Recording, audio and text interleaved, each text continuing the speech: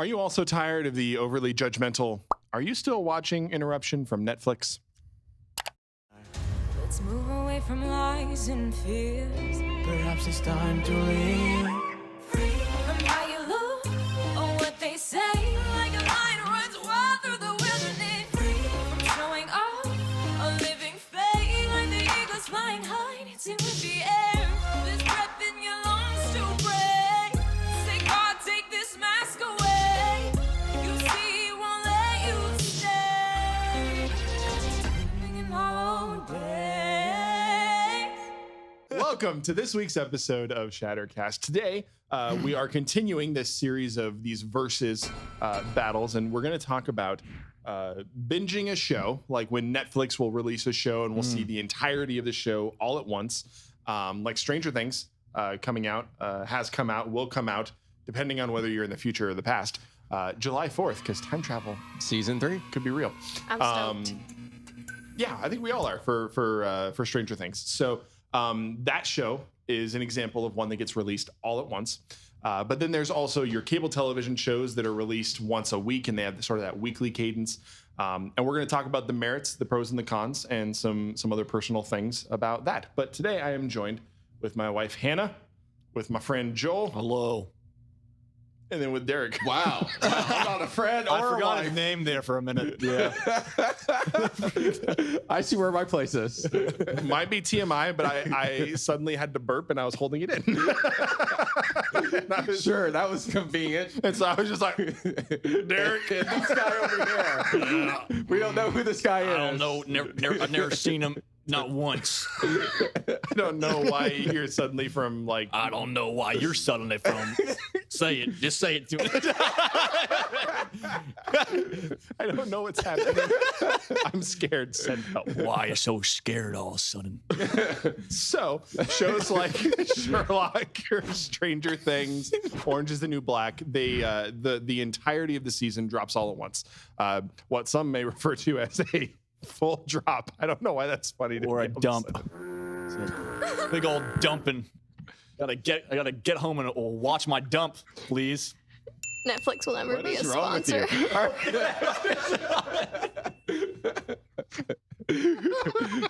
Let's continue with our versus example. I can't breathe. Okay. Amazon, on the other hand, whether you're a subscriber or not, they'll release 3 episodes. They'll release 3 episodes all at once, so everyone can see them. I think the reason that they release those first 3 episodes is they're trying to like bait people to subscribe so they can see the rest of this season. And then they'll follow a weekly cadence and release their episodes once a week, like cable television does. So what do you guys prefer? Do you like the ability of, wow, all of Stranger Things is here all at once, I can't wait to watch the entire thing? Or do you kind of enjoy that week to week kind of wait, like building up anticipation? You know, what's your preference? For me, it depends on if it's a story, then I want all of it to drop, which most of the shows I watch are. But if it's like a reality show or a competition, then I want it to be weekly. I feel like I wouldn't have as much. I feel like the buildup and the anticipation is important in a competition, whereas with a story, I typically take in stories like outside of television through a book, and I'm not like having to, like pause. Oh, I gotta wait a week to read the next chapter or whatever. And so I guess naturally I would want to continue on the story if I have that ability or that option. I also just like get really excited for shows like Stranger Things and Sherlock and end up wanting to watch all of it at once. No. Derek?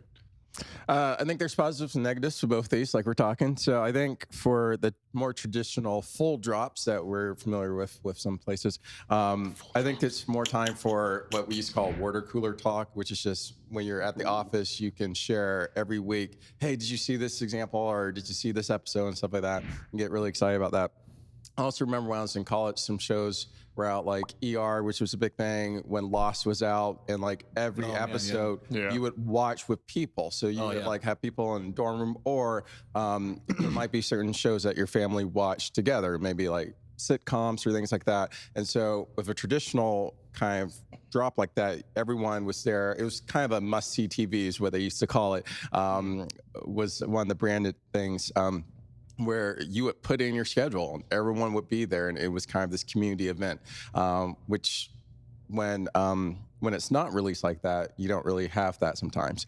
For binge watching though, sort of what you're saying, Hannah, sometimes if I'm really into a show, I want to see like a full story arc. I want to see like 2 or 3 episodes and see how it kind of writes and ebbs and flows. So that's one of the great things about binging. The other thing as well is if a show's released all at once, I can then decide when I want to watch it on my own schedule. Like if I know, hey, this weekend's gonna be crazy, I'm not gonna be able to watch that. It used to be like when it was cable network, you had to either wait till the reruns or wait till it released on DVD or something like that before you could actually see the episode that you might have In like missed. 2002, maybe. But but for those Stop of us, dating me. for those of us who are alive in the mid 2000s, you could DVR it, which was nice. You had to pay more for it though. Yes. But the ability to basically record it and watch it later. To that point, even when DVR was out, I didn't have it because you had to pay more. It was so much And more so too. For Yeah, me, ridiculous. it was always if you missed it, you had to wait till you could see it again. And so when something drops all at once, I can say, hey, this weekend's crazy, but next weekend I'm free on Saturday. I'm going to watch 3 episodes of the show to get caught up. So, again, I think there's positives and negatives. Well, what I feel is like it does depend on the show, because there are some shows that, because they end with like a cliffhanger, then you want to watch the next one right away, which is why they write it that way. 'Cause Yeah, they're it's like, why it ends in a cliffhanger. You know, but Yep. then there are shows where they're more like a slow like burn, and those actually do, I feel, are a lot better when like you watch those kind of one at a time, because then like you can really think through whatever you're doing. Like the Sherlock was good, but they were so long that they were like their own films. It was, pretty yeah, it much was in a sense. basically So like just 4 movies. I could dropped at not once. watch Yeah. all those in like a single. I mean, I could if I really wanted to, but that was cool because How committed are you? Because then it was like once a night or once every few nights. Then I'll get into it. Well, you And- didn't have to wait a week in between. and the one thing that I'm against when it comes to the binge watching is that you consume so much that you forget a lot. So you can watch a whole show in a day, which I've done before, and you just spend like your whole day doing it. But then you only but then when you look back, then like you can't really like enjoy the show for all it's worth, because it's like, imagine you have like a huge meal and you could just cram that in your face and it may still taste like good, but if you do like one bite at a time, then you can really chew on it and get the marrow and get the sauce, and really just That sauce. it's about lunchtime. You're making me hungry. And you just kind of just have the wing there. You just kind of you just get the bones. You really get the you just get the.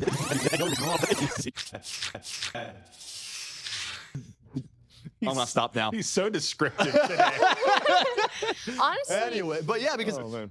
Stranger Things is really cool, but it was not until I watched the show twice when I really was like, oh, this is really awesome, because it was great. Like the first time, it was still the first time, but like the next time was really cool, because then I started to pick up little things that if I had the week or a few like days, or at least if I spent a few like days to take breaks between it, then I think I could have enjoyed a little more of what they were doing. honestly, I think the full drops have resulted in better writing because they're not so concerned with doing cheap tricks to do huge cliffhangers every week so that you're like coming back after a long time of waiting. Yeah, long time of waiting. I loved Lost. I really do. To this day, I would watch it. Like if Hannah was like, "Hey, let's go through that show again," I'd be like, "Okay, cool." But that being said, you could cut 30% of the show out, and most of it would be cliffhanger related, like you were saying, and it would be a great show still. It's just it's sort of like that fabricated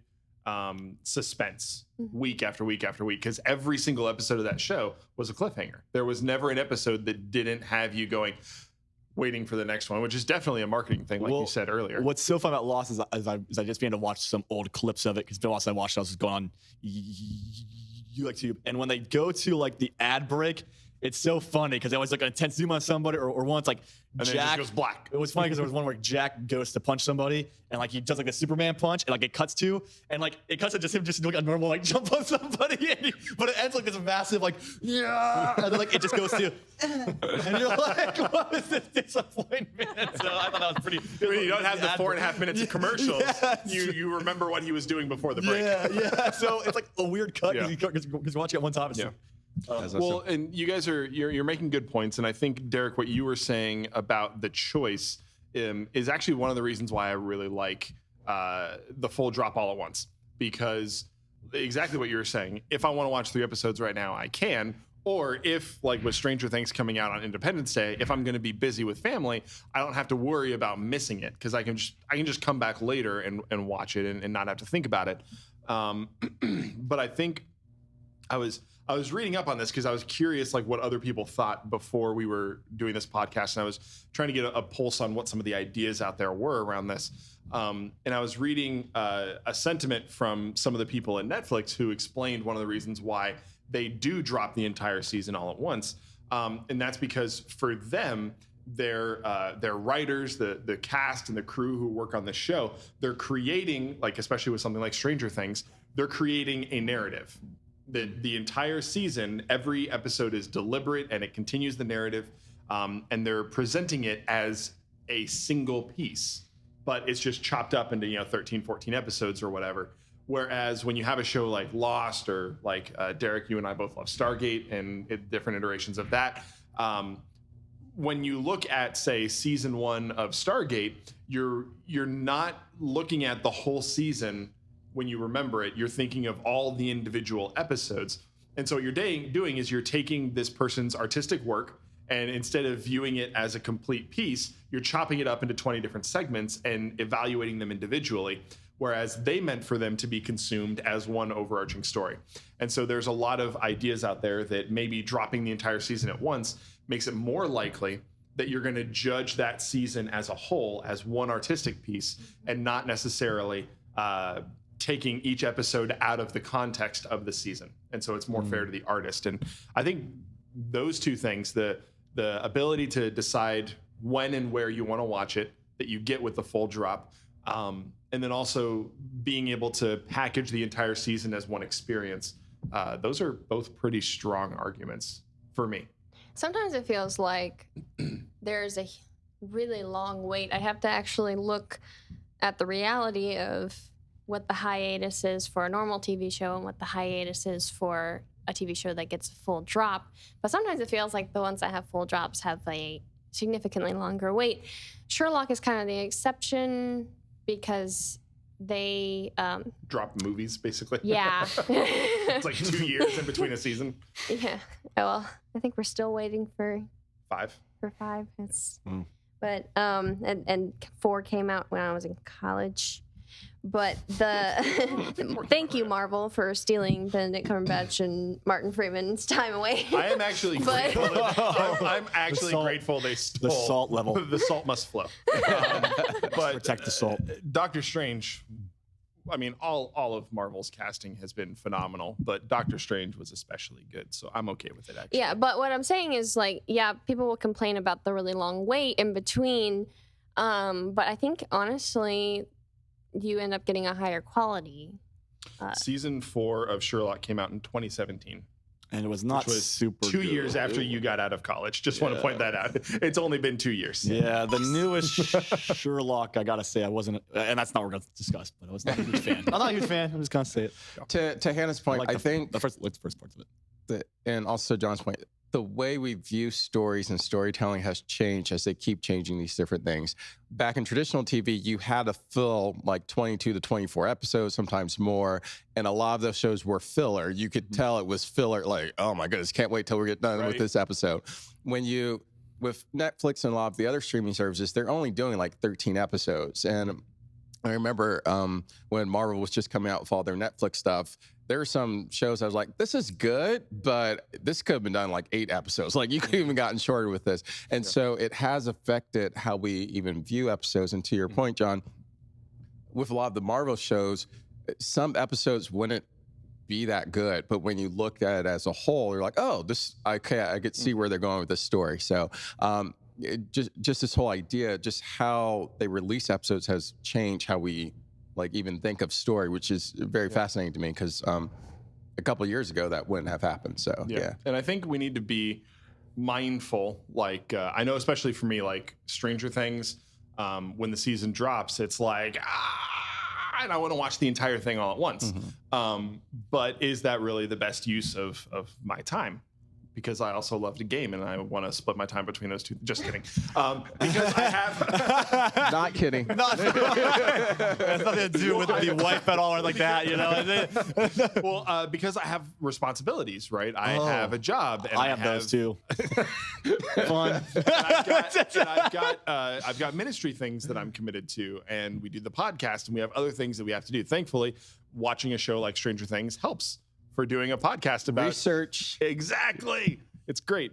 Going to conventions, like those are things that are important to me. And so when an entire show drops at once, I have to, at that point, practice my own self-control.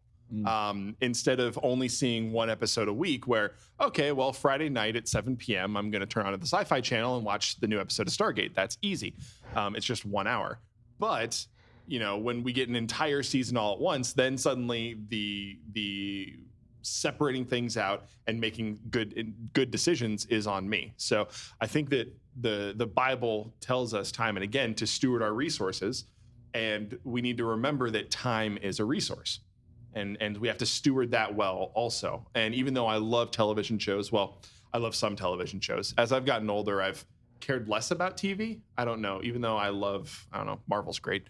But Stranger Things, I love Stranger Things, I really do. But it's important to keep it in perspective. There's a quote that I really, really like by Tim Keller, pastor up in New York City, who says that an idol is a good thing that we make the ultimate thing. And so when a show like Stranger Things drops, or Sherlock, or something else that we're really excited for, and we've got, 20 hours of content to catch up on, are we stewarding our time well?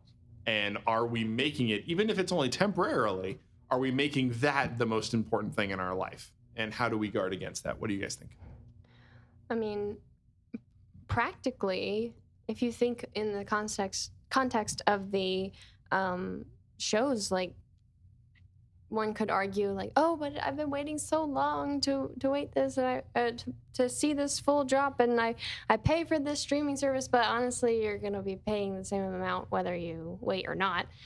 So I feel like a lot of times when people encounter this challenge of like, oh, I should be wiser with my time, they come up with these excuses.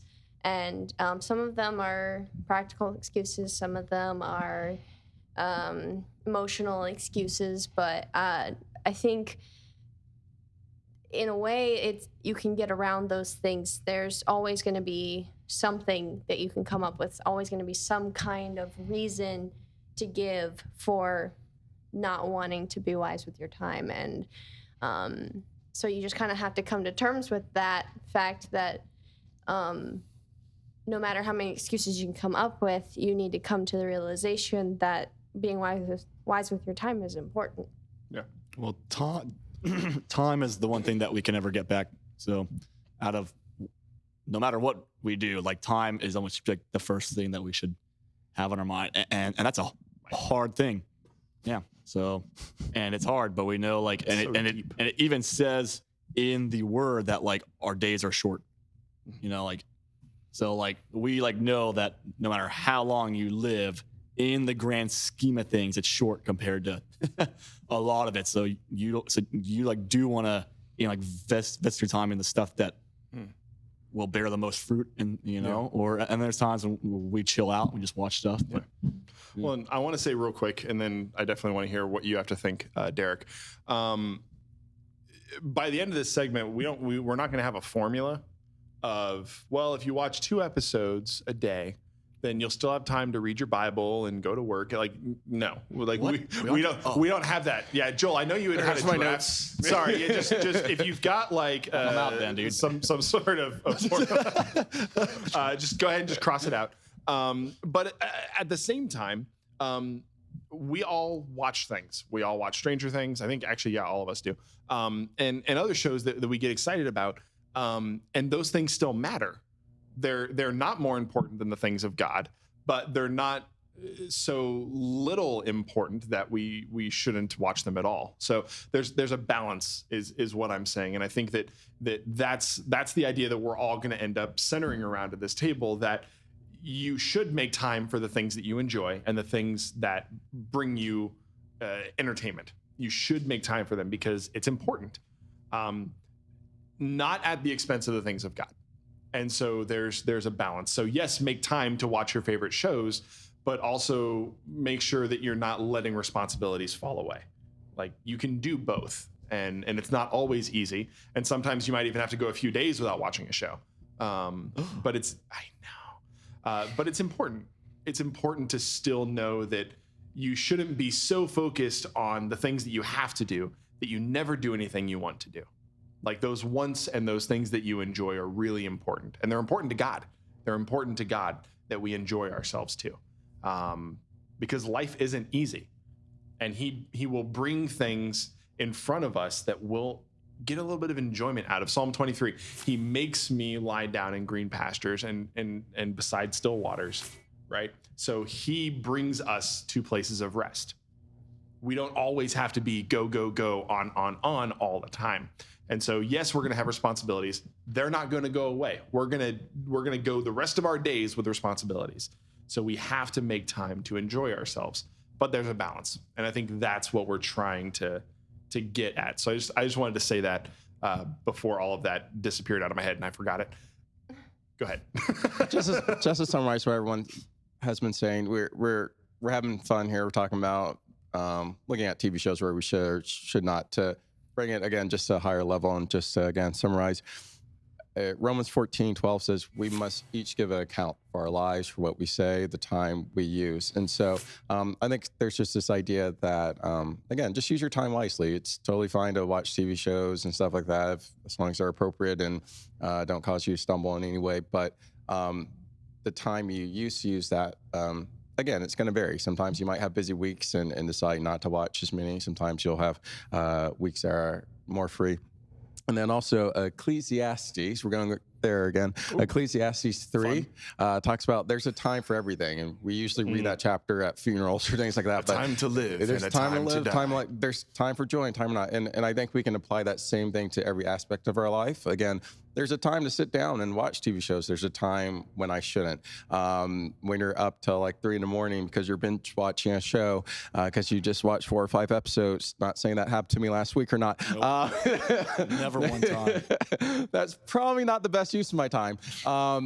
But at the same time, you're having a stressful week, and that's giving you just a little time to relax. Sometimes to be okay. So I think we're all saying the same thing. God showed me a while back, there's a difference between work, rest, and play. Work is just anything you have responsibility for, and that could be anything. Rest is when you really should be doing something that energizes you. It might be taking a nap. It might be reading a book.